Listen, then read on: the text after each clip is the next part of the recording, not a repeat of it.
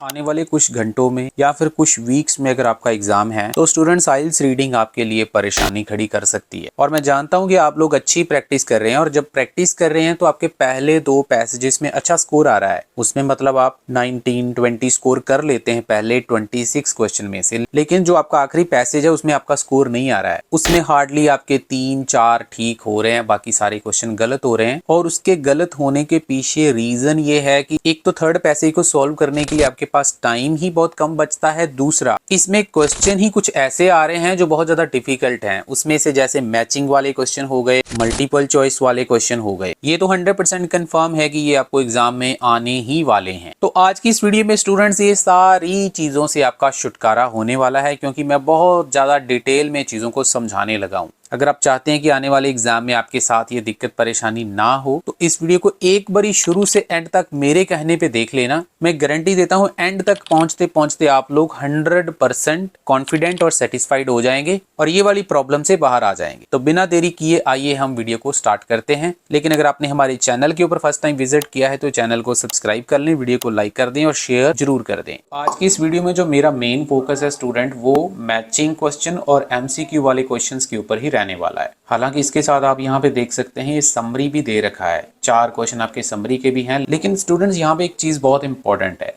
देखो आपका टाइम भी सेव होना चाहिए। तो सेव करने के लिए सबसे पहले जैसे यहाँ पे समरी दे रखी है तो समरी को आप थोड़ा सा दिमाग यूज करके पहले ये फाइनलाइज कर सकते हैं कि ये समरी एग्जामिनर ने कौन से टेक्स्ट से बनाई है। इससे आपको बहुत फायदा होता है। मैं बताता हूँ कैसे फायदा होता है। मतलब ये जो समरी है बनाने के लिए जो भी उन्होंने टेक्स्ट यूज किया होगा उस टेक्स्ट को वो दूसरे क्वेश्चन जैसे कि मैचिंग वाले क्वेश्चन हैं या फिर MCQ वाले क्वेश्चन, उसमें तो बिल्कुल भी वो वाला टेक्स्ट यूज में नहीं आएगा, ये गारंटी होती है। इसके लिए क्या करेंगे कि जो समरी में कुछ इंपॉर्टेंट कीवर्ड्स है पहले हम उसको मार्क डाउन, उसको ब्रेक डाउन कर लेंगे कि क्या उसने दिया हुआ है, कौन से ऐसे वर्ड्स उसने दे रखे हैं जो उसने ये समरी बनाने के लिए टेक्स्ट में यूज करें। फॉर जैसे आप यहाँ पे देख सकते हैं किंग ने कोई बिल्डिंग बना रखी है, फिर उसके बाद यहाँ पे पेमेंट रिसीव्ड के बारे में लिखा हुआ है, उसके बाद जैसे स्टोन क्लिप्स के बारे में लिखा है, वुडन वेजेस के बारे में लिखा है, यहाँ पे अनस्किल्ड वर्कर के बारे में लिखा। तो ये मेरे कुछ इंपॉर्टेंट कीवर्ड्स हैं जो आप भी मार्क डाउन कर सकते हैं। तो आइए हम पहले ये देखते हैं कि ये समरी उसने कहां से बनाई है। तो ये देखिए स्टूडेंट्स, ये पैराग्राफ है आपके सामने, इसको आप थोड़ा सा स्कैन करते करते जैसे ही नीचे जाएंगे तो यहाँ पर सेकंड पेज के ऊपर आपको बिल्कुल स्टार्टिंग में यहाँ पे किंग दिखाई दे रहा है। उसके बाद नीचे थोड़ा सा इसको स्क्रॉल डाउन करेंगे तो जैसे वुडन वेजेस यहाँ पे आपको दिखाई दे रहा होगा।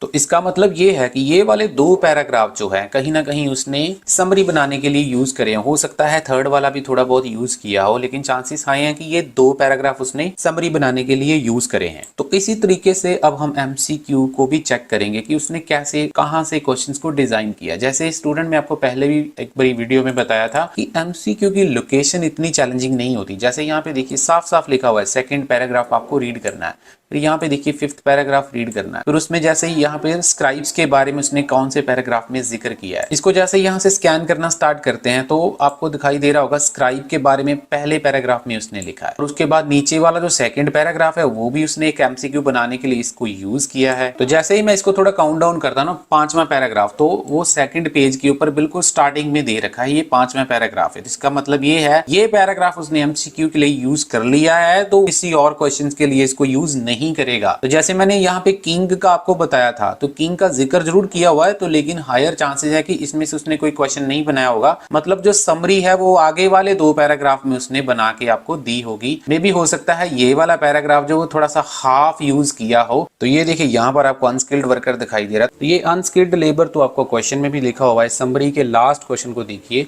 वहां पे आपको दिखाई दे रहा है। तो मतलब ये वाला पैराग्राफ उसने पूरा यूज नहीं किया है, समरी के लिए थोड़ा बहुत यूज किया होगा, और ये पैराग्राफ ज्यादा चांसेस है कि इसको ज्यादा समरी के लिए उसने यूज किया है। और ये जो ऊपर वाला 5th पैराग्राफ है इसमें से उसने एक MCQ बनाया है, इसमें से कोई और क्वेश्चन आने के चांस नहीं है। उसी प्रकार से हम ये दूसरे जो 2 MCQ हमारे बचे उसकी लोकेशन को भी थोड़ा देखते हैं। यहाँ पे देखो मार्ट लिखा हुआ है इसने, तो मार्ट के बारे में यहाँ पर एज इट इज ही क्वेश्चन में भी लिखा होगा। और लास्ट पैराग्राफ की अगर हम बात करें तो एटीट्यूड ऑफ इजिप्शियन गवर्नमेंट के बारे में जिक्र किया है। तो देखिए यहाँ पर ऑलरेडी हम ये वाले स्टार्टिंग से लेके 3rd पैराग्राफ तक तो ऑलरेडी हम इसको कवर कर चुके। तो मतलब जो 2 MCQ हमारे बचे हैं वो इससे नीचे होने चाहिए। तो अगर ये वाले को हम थोड़ा स्कैन करते हैं तो लास्ट पैराग्राफ में आपको मार्ट दिखाई दे रहा होगा, और लास्ट पैराग्राफ में ही आपको गवर्नमेंट वाला लिखा हुआ है। मतलब ये वाला जो पैराग्राफ इसमें से उसने 2 एमसीक्यू आपको बना के दे दिए। तो आप खुद सोचिए आपको कितने क्वेश्चन यहाँ से पता चल रहे हैं कि कहाँ कहाँ पे क्या क्या उसने डिजाइन किया है, क्या आपको पढ़ना है क्या नहीं पढ़ना है। तो अब हम थोड़ी सी बात मैचिंग वालों की कर लेते हैं। ये देखिए स्क्राइब के बारे में उसने पहले पैराग्राफ में जिक्र कर दिया। इसका मतलब ये है कि ये जो ऑप्शंस यहाँ पे उसने दे रखे हैं वो उसने वहां से बनाए होंगे जो टेक्स्ट उसने एमसीक्यू के लिए और समरी के लिए यूज नहीं किया है। मेरी बात को ध्यान से समझो, एमसीक्यू के लिए जो टेक्स्ट उसने यूज कर लिया और समरी के लिए जो टेक्स्ट उसने यूज कर लिया, उसको छोड़कर जो टेक्स्ट बचा होगा वो टेक्स्ट आपको पढ़ना है ये वाले क्वेश्चंस को फाइंड आउट करने के लिए। इससे आपका काम और ज्यादा आसान हो जाएगा। तो मेरे ख्याल से आपको यहां तक काफी ज्यादा क्लैरिटी मिल गई होगी कि आपको एग्जामिनर के दिमाग को रीड कर लेना है पहले कि क्वेश्चन कैसे बनाए हैं, जिससे आपका टाइम बचेगा। तो आइए हम इसको सॉल्व करना स्टार्ट करते हैं। सबसे पहले एमसीक्यू को रीड करते हैं। What does the writer say about scribes in ancient Egypt. अब इसकी स्ट्रेटजी मैं आपको पहले बता देता हूँ। स्टूडेंट देखो, जब भी आप एमसीक्यू सॉल्व करते हो ना, वैसे तो ये थर्ड पैसेज में ही आते हैं, तो हमेशा एग्जामिनर की स्ट्रेटजी क्या रहती है कि ये जो 4 ऑप्शन होते हैं इसमें से 2 ऑप्शन बिल्कुल भी आपके क्वेश्चन के साथ उसका कोई लेना देना नहीं होता है। या तो उनके बारे में कोई जिक्र नहीं किया है या फिर जिक्र किया है तो उसका उल्टा वहां पे लिखा होगा। तो ये फर्स्ट पैराग्राफ में इसका लोकेशन मैंने आपको ऑलरेडी बता दिया। इसको पढ़ना स्टार्ट करते हैं। यहाँ पे देखिए हमें एंशिएंट इजिप्ट भी दिखाई दे रहा है और स्क्राइब भी दिखाई दे रहा है। तो इसके आगे हम इसको रीड करना शुरू करते हैं। The apprenticeship for this job lasted many years. Apprenticeship का मतलब होता है ट्रेनिंग। इसका मतलब कि उनकी जो ट्रेनिंग है, जो स्क्राइब होते हैं, उनको काफी टाइम लग जाता है और उनको काफी ज्यादा चैलेंजेस फेस करने पड़ते हैं। अब उसके आगे देखिए इनकी जो जॉब है उसमें क्या क्या चीजें इन्वॉल्व होती हैं। Memorising hieroglyphic symbols, practising hand written lettering. फिर उसके बाद देखिए scribes noted the everyday activity in ancient Egypt and wrote about everything from grain stock to tax racket. तो यहाँ तक हमने जितना भी टेक्स्ट पढ़ा है, यहाँ तक सिर्फ उसने ये चीज बताने की कोशिश करी है कि जो स्क्राइब्स होते हैं उनकी एक्टिविटीज क्या क्या होती हैं, क्या क्या वो काम करते हैं। तो आइए हम इसको ऑप्शंस में से थोड़ा स्कैन करने की कोशिश करते हैं। पहले में उसने लिखा है their working days were very long. मतलब वो उनका काम का दिन होता था वो बहुत लंबा होता था, उनको बहुत ज्यादा टाइम काम करना पड़ता है। ऐसा तो उसने कुछ लिखा नहीं, उसने सिर्फ ये लिखा कि उनकी ट्रेनिंग बहुत ज्यादा लंबी होती है, काफी साल उनको ट्रेनिंग में लग जाते हैं। The topics they wrote about were very varied. अब ध्यान से यहाँ पे समझिए, बहुत सारे स्टूडेंट को ये लगेगा ये वेरी लिखा हुआ है, ये वेरी नहीं है, ये वेरीड है। वेरीड का मतलब होता है ज्यादा या कम होना। तो मतलब वो जो टॉपिक लिखते हैं ना वो बहुत ज्यादा उसमें वेरिएशन होते हैं। जैसे कि हमने पढ़ा कि उनको बहुत सारे टॉपिक्स लिखने पड़ते थे, ग्रेन से लेके टैक्स तक, टैक्स रैकेट तक वगैरह, मतलब सारा कुछ उनको बहुत ज्यादा काम करना पड़ता था। तो ये वाला ऑप्शन जो आपका आंसर आ जाएगा। बाकी दोनों ऑप्शन अगर आप रीड करेंगे तो आपको कोई भी यहाँ पे आपको बिल्कुल भी मैच नहीं होने वाला है। सेकंड पैराग्राफ में नेक्स्ट क्वेश्चन में उसने पूछा है कि सेकंड पैराग्राफ में राइटर क्या पॉइंट आउट करना चाहता है। लेकिन इससे पहले हम थोड़ा सा ये जो दूसरे क्वेश्चन है उसको भी देख सकते हैं, क्योंकि स्क्राइब के बारे में हमने सारा पैराग्राफ पढ़ लिया है। तो आप यहाँ से 4 ऑप्शंस को स्कैन करके देख सकते हैं। Was unable to work at certain times, ऐसा हमने कुछ पढ़ा नहीं। डिवाइडेड वर्क्स इनटू ग्रुप्स, ऐसा भी हमने इस पैराग्राफ में कुछ पढ़ा नहीं है। Face daily hazards, underwent a long period of training. तो जैसे मैंने अभी आपको बताया कि अप्रेंटिसशिप का मीनिंग ट्रेनिंग होता है और उनको काफी ज्यादा टाइम लगता है ट्रेनिंग में, काफी साल लग जाते हैं। तो मतलब ये वाला आंसर यहाँ से आपका 36 नंबर ए आंसर आ जाएगा। तो चलिए अब हम सेकंड पैराग्राफ को रीड करते हैं, इसकी ऑप्शंस को थोड़ा एक्सप्लोर कर लेते हैं। Why jobs were plentiful in ancient Egypt. इसका मतलब ये है कि जॉब्स यूजफुल क्यों थी एंशिएंट टाइम में। बी पॉइंट में उसने लिखा है how honest worker were in ancient Egypt. जो काम करने वाले बंदे थे वो कितने ज्यादा ऑनेस्ट थे उस टाइम पे। तीसरे नंबर पे उसने कंपैरिजन दिखाया है मैनुअल और प्रोफेशनल वर्क का।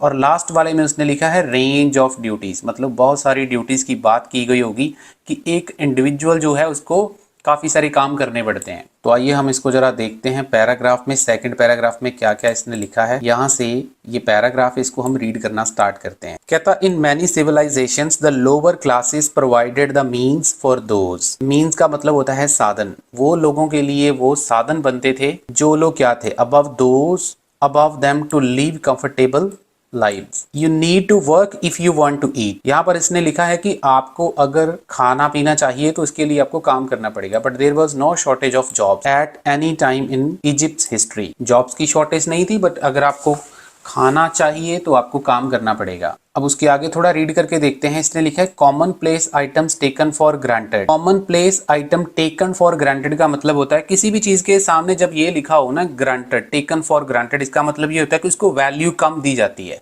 तो कॉमन प्लेस आइटम को इतनी ज्यादा वैल्यू नहीं दी जाती है। सच एज वो कौन कौन सी आइटम थी, ये सारी आइटम्स उसने आगे लिख रखी हैं जिसको इतनी ज्यादा वैल्यू नहीं दी जाती है। And sandals were made from papyrus and palm leaves. तो सैंडल्स कैसे बनते थे उसके बारे में यहाँ पे लिखा हुआ है। In order to make these, मतलब ये जो सैंडल है इसको बनाने के लिए क्या क्या करना पड़ता है वो सारा पेपरस के बारे में उसने आगे एक्सप्लेन किया है। Papers had to be harvested, processed and all, और यहाँ पे उसने लिखा है all these jobs needed worker.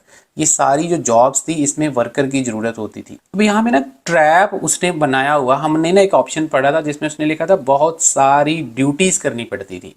बहुत सारी ड्यूटीज एक बंदे को करनी पड़ती थी, लेकिन यहाँ पे बहुत सारी जॉब्स हैं जो वर्कर्स करते हैं, मतलब वो वाला ऑप्शन हमारा क्रॉस हो जाएगा। मैं एक बार दिखा देता हूँ आपको। ये वाला ऑप्शन है noting the range of duties an individual worker had in ancient Egypt.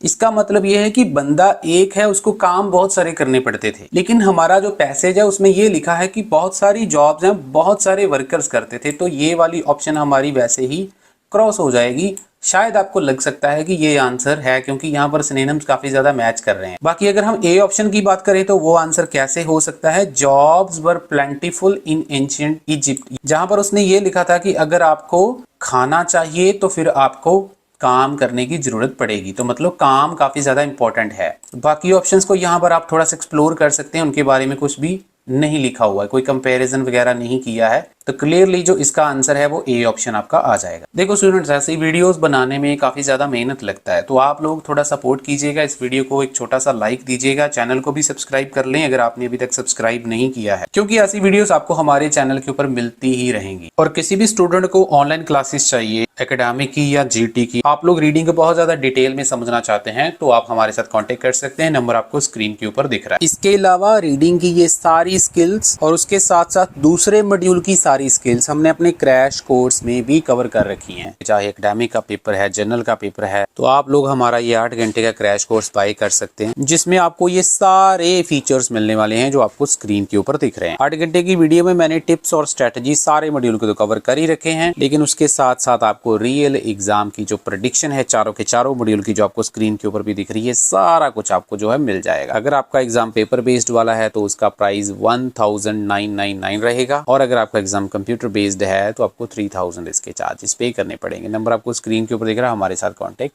कर सकते हैं। चलिए हम आगे बढ़ते हैं। अब यहाँ पे हम पहुंचेंगे सीधा डायरेक्टली 5th पैराग्राफ में। 5th पैराग्राफ में राइटर क्या कर रहा है, यहाँ पे देखिए 4 ऑप्शंस दे रखे हैं। एक्सप्लेनिंग ए प्रॉब्लम, एक प्रॉब्लम बता रहा है। डिस्क्राइबिंग ए चेंज, कोई चेंज करने की बात कर रहा है। रिजेक्टिंग ए पॉपुलर व्यू, कोई किसी का व्यू पॉइंट है वो बहुत ज्यादा पॉपुलर है, उसको वो रिजेक्ट कर रहा है। Criticising a past activity, past activity को क्रिटिसाइज कर रहा है। तो ये आपके सामने 5th पैराग्राफ, इसको रीड करते हैं। कहता part of making a living regardless of one's special skill was taking part in King's Monument building project. Although it is commonly believed that great monuments and temples of Egypt were achieved though slave labor, there is absolutely no evidence to support it. The pyramids and other monuments were built by Egyptian laborers who either donated their times as community service or were paid for their labor, and Egyptian from every occupation could be called on to do this. अब इसमें थोड़ा सा आप read करने की कोशिश करेंगे। ये वाला सेंटेंस काफी ज्यादा इंपॉर्टेंट है जिसमें इसने लिखा although it is commonly believed that great monuments and temples of Egypt were achieved through slave labor. इसका मतलब ये है कि हालांकि इस चीज को बहुत ज्यादा विश्वास इस पे किया जाता है कि जो उस टाइम के बहुत बड़ी बड़ी बिल्डिंग्स थी, टेम्पल्स थे, वो स्लेव होता है जो गुलाम लोग होते हैं, उन्होंने बनाए थे। पर कह रहा है यहाँ पे कॉमा का मतलब है but there is absolutely no evidence. ऐसा मानते थे लेकिन इसको सपोर्ट करने के लिए कोई भी एविडेंस उनके पास मौजूद नहीं था। तो इसका मतलब क्या है, तो आप इसको यहाँ से थोड़ा स्कैन करके समझने की कोशिश करें कि एक्सप्लेनिंग ए प्रॉब्लम, प्रॉब्लम के बारे में हमने कुछ पढ़ा नहीं है। डिस्क्राइब ए चेंज, कुछ ऐसा चेंज आया है ऐसा भी हमने कुछ पढ़ा नहीं है। रिजेक्टिंग ए पॉपुलर व्यू आंसर आएगा क्योंकि उसने बोला कि ऐसा माना जाता था लेकिन इसका कोई भी एविडेंस उनके पास मौजूद नहीं है। तो मतलब जो मानते थे, जो व्यू पॉपुलर था, उसको वो रिजेक्ट करने की कोशिश कर रहा था। यहाँ पे आपका सी आराम से आंसर आ जाएगा। अगर वीडियो अच्छा लग रहा है तो लाइक जरूर कर देना। लास्ट वाले 2 क्वेश्चन को रीड करते हैं। पहले इसको रीड करते हैं 31 वाले को। The writer refers to the valley of mart in order to explain what, मतलब ये जो मार्ट है इसको उसने क्यों यूज किया है। तो इसकी जो लोकेशन थी वो लास्ट पैराग्राफ में है। This practice was in keeping with the valley of mart which was central to Egyptian culture. One was expected to care for others as much as oneself, and contributing to the common good was an expression of this. There is no doubt there were many people who did not love their job, but the Egyptian government, ये दूसरे वाला आ गया, तो हमारा जो question है वो सिर्फ ऊपर वाला जो पार्ट है वहां तक ही होना चाहिए। तो यहाँ से थोड़ा सा ध्यान से अगर हम इसको समझने की कोशिश करते हैं तो इसने लिखा है कि कोई भी पर्सन जो इजिप्शियन कल्चर से रिलेटेड वो क्या करता है कि दूसरों की बहुत ज्यादा केयर करता है जितनी वो अपनी करता है, और कंट्रीब्यूट करता है कॉमन चीजों के लिए। तो इसी चीज को हम उधर जाके देखेंगे कैसे उसने उधर पैराफ्रेज किया है। तो पहली ऑप्शन को रीड करते हैं, how the work of artist reflected belief in ancient Egypt. ऐसा हमने कुछ पढ़ा नहीं कि आर्टिस्ट का काम जो है वो उसमें दिखता है उनके विश्वास में। सेकंड में उसने लिखा how ancient people viewed their role in society. ये आंसर हो सकता है क्योंकि उनकी एक्टिविटी, उनका रोल बताया गया था कि वो ऐसे बिहेव करते थे, ऐसे वो काम करते थे कि वो हमेशा दूसरों को समर्पित रहते थे। वो अपने लिए जैसे काम कर रहे थे वैसे ही दूसरों के लिए काम करते थे। तीसरे में उसने लिखा है why opinion of certain people were valued. कुछ खास लोगों के ओपिनियन को वैल्यू दी जाती थी, ऐसा हमने कुछ नहीं पढ़ा। Why ancient Egyptian expressed there view so ready, वो तैयार ही रहते थे अपने ओपिनियन देने के लिए, ऐसा भी हमने कुछ नहीं पढ़ा। तो बी जो है बहुत क्लियरली आपका आंसर इसमें आ जाएगा। अब लास्ट वाले को भी रीड कर लेते हैं। Which word best describes the attitude of Egyptian government towards its worker? ऐसा कौन सा शब्द है जो इजिप्शियन गवर्नमेंट के एटीट्यूड को लोगों के प्रति या वर्कर्स के प्रति एक्सप्लेन करता है। मतलब हम पढ़ के क्या अंदाजा लगा सकते हैं कि उनका जो गवर्नमेंट का एटीट्यूड है वो स्ट्रिक्ट है, पेशेंट है, नेग्लिजेंट है, अप्रिशिएटिव है। तो यहाँ पे लिखा है but the Egyptian government was aware of how hard the people work and so staged a number of festivals throughout the year to show gratitude and give them day off to relax। इसको समझने की कोशिश करो ध्यान से। इसने लिखा है कि जो इजिप्शियन गवर्नमेंट है वो बहुत अच्छे तरीके से जानती थी कि कितना मुश्किल काम है जो उन्होंने किया है, और इसके लिए वो हर साल बहुत सारे फेस्टिवल करवाती थी उनको अपना थैंक यू बोलने के लिए। ग्रेटिट्यूड होता है, it's a kind of thank you, और उनको रिलैक्स देने के लिए। तो मतलब क्या है, इसको हम थोड़ा सा सेंस लगा के समझने की कोशिश करेंगे। तो स्टिक तो वो बिल्कुल भी नहीं थे, पेशेंट थे ऐसा भी नहीं लिखा, नेग्लिजेंट मतलब उनको वो इग्नोर कर रहे थे। अब यहाँ पर हमारे पास 3 ऑप्शन बचे। तो जैसे कि मैंने बताया कि समरी जो है, जहां से उसने समरी उठाई होगी वो वाला पार्ट हम कवर नहीं करेंगे। जो समरी के बिना टेक्स्ट बचा होगा वहां से हम इन आंसर्स को ढूंढना स्टार्ट करेंगे। और दूसरी चीज, हमने यहाँ पर पहला पैराग्राफ भी कवर कर लिया था, दूसरा पैराग्राफ भी कवर कर लिया था, उसके बाद हम सीधा पहुंच गए थे 5th पैराग्राफ में। तो मतलब ये वाला जो थोड़ा सा टेक्स्ट हमारा बचा हुआ है इसमें हम इसको फाइंड आउट करने की कोशिश करेंगे जो ऑप्शन हमारे बचे हुए हैं। तो इसके लिए पहले आपको ये लिस्ट थोड़ी देख लेनी है, लिस्ट काफी इंपॉर्टेंट होती है। तो सबसे पहले स्टूडेंट जब इस टाइप के क्वेश्चन आते हैं ना, तो ये ऑप्शन आपके लिए इंपॉर्टेंट नहीं होती है, लेकिन ये लिस्ट इंपॉर्टेंट है। ये लिस्ट आपको दिमाग में रखनी है। जैसे यहाँ पे रीड कटर है, फार्मर्स हैं, पोर्टर्स हैं, इनके नाम आपने याद रखने और देखने कहाँ पे आपको ये ऑप्शंस मिल रहे हैं।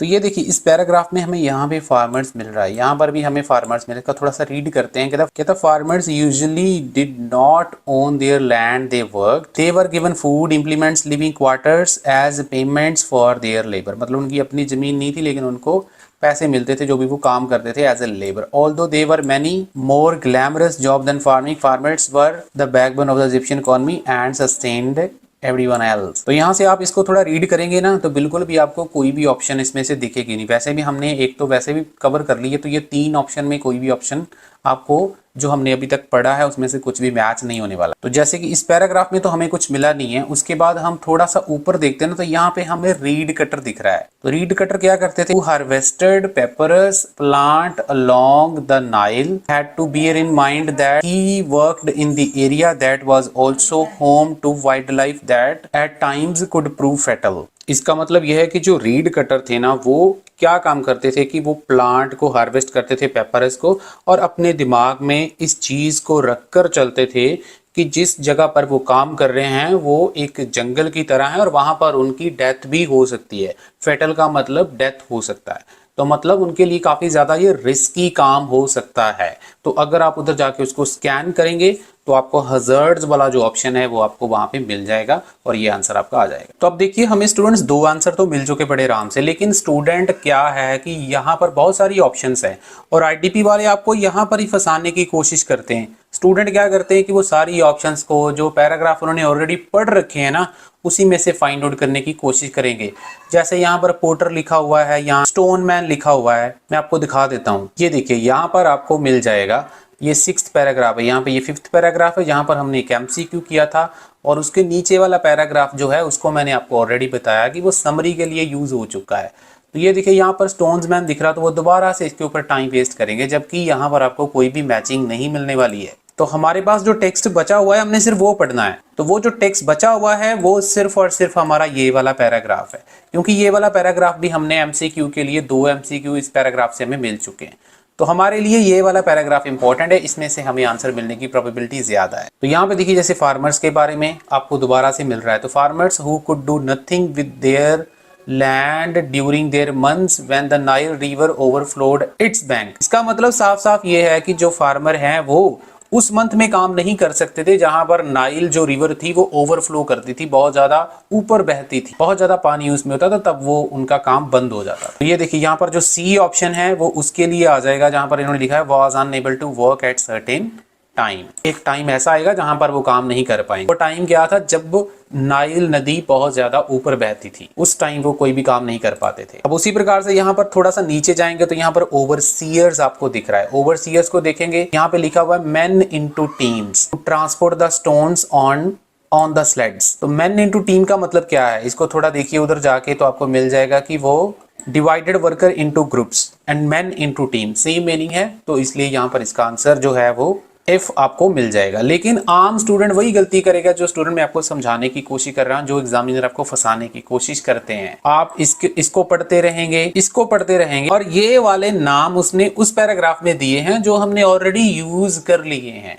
तो ये ट्रैप होता है जो आपको समझना पड़ेगा। होपफुली आपको वीडियो अच्छा लगा होगा, काफी मेहनत लगी इस वीडियो को बनाने में, डिटेल में समझाने की कोशिश करी है। और किसी भी स्टूडेंट को ऑनलाइन क्लासेस चाहिए एकेडमिक की या GT की, आप लोग रीडिंग को बहुत ज्यादा डिटेल में समझना चाहते हैं तो आप हमारे साथ कांटेक्ट कर सकते हैं, नंबर आपको स्क्रीन के ऊपर दिख रहा है। इसके अलावा रीडिंग की ये सारी स्किल्स और उसके साथ साथ दूसरे मॉड्यूल की सारी स्किल्स हमने अपने क्रैश कोर्स में भी कवर कर रखी हैं। चाहे एकेडमिक का पेपर है, जनरल का पेपर है, तो आप लोग हमारा ये 8 घंटे का क्रैश कोर्स बाय कर सकते हैं, जिसमें आपको ये सारे फीचर्स मिलने वाले हैं जो आपको स्क्रीन के ऊपर दिख रहे हैं। 8 घंटे की वीडियो में मैंने टिप्स और स्ट्रेटजी सारे मॉड्यूल को तो कवर कर ही रखे हैं, लेकिन उसके साथ साथ आपको रियल एग्जाम की जो प्रेडिक्शन है चारों के चारों मॉड्यूल की, जो आपको स्क्रीन के ऊपर भी दिख रही है, सारा कुछ आपको जो है मिल जाएगा। अगर आपका एग्जाम पेपर बेस्ड वाला है तो उसका प्राइस 1999 रहेगा, और अगर आपका एग्जाम कंप्यूटर बेस्ड है तो आपको 3000 इसके चार्जेस पे करने पड़ेंगे। नंबर आपको स्क्रीन के ऊपर दिख रहा है, हमारे साथ कॉन्टेक्ट कर सकते हैं। चलिए हम आगे बढ़ते हैं।